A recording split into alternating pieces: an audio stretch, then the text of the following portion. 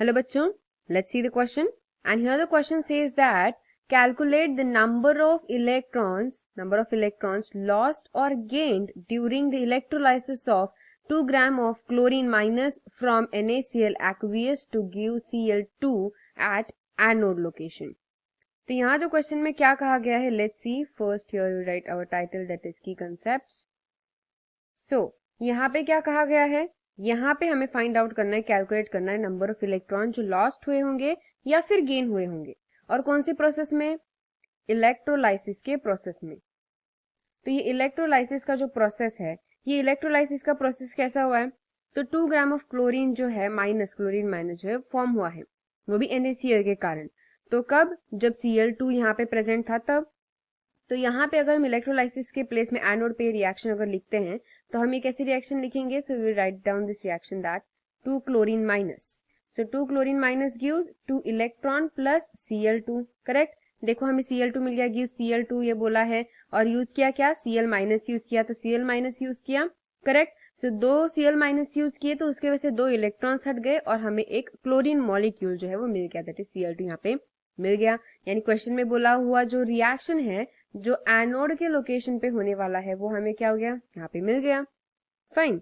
Now अब क्या करना है, हमें यहाँ पे कैलकुलेट करने नंबर ऑफ इलेक्ट्रॉन जो लॉस्ट हुए हो या फिर गेन हुए हो. ठीक है, तो यहाँ पे हम कैलकुलेट करते हैं. सो मोल्स ऑफ क्लोरीन, तो क्लोरीन माइनस जो उसके कितने मोल्स होंगे, तो यहाँ पे हमने देखा कितने इलेक्ट्रॉन्स थे, 2 इलेक्ट्रॉन्स. करेक्ट. सो 2 मॉलिक्यूल्स यूज हुए, सो 2 बाय, अब क्लोरीन जो होता है उसका कैलकुलेट मतलब नंबर क्या होता है, 35.5, right, atomic number. So this will gives us atomic mass, so this will gives us what, 0.056 moles.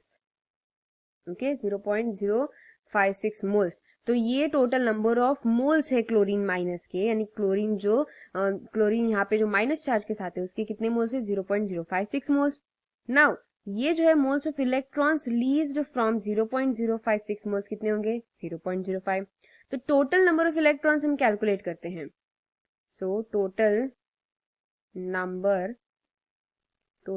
Of electrons, so total number of electrons क्या होंगे, total number of electrons is equal to 0.056, that is number of moles, into Avogadro number. So Avogadro number is 0.022 into 10⁻23. तो इसका sum total क्या आएगा, इसका sum total आएगा 399 into 10⁻20. And this is our correct answer, option that is correct answer. That number of electron जो भी calculate थे वो हमने यहाँ पे कैलकुलेट कर दी है, and that is the value, this is the value of the number of electrons. ठीक है, तो यहाँ पे ये याद रखना है हमें कि यहाँ पे हमने एक टर्म यूज की है, दैट इज दिस टर्म. ये जो नंबर है ये बेसिकली एवोगाड्रोस नंबर है.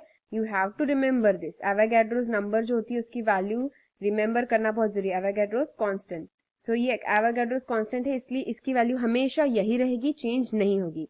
और जब हम नंबर ऑफ टोटल इलेक्ट्रॉन्स जो फाइंड आउट करते हैं तो number of moles into Avogadro's constant करेंगे तो हमें नंबर ऑफ इलेक्ट्रॉन जो होंगे वो मिल जाएंगे. इसीलिए number of moles find out करना जरूरी था, जो हमने इस फॉर्मूला के थ्रू नंबर ऑफ मोल्स भी find out कर लिए.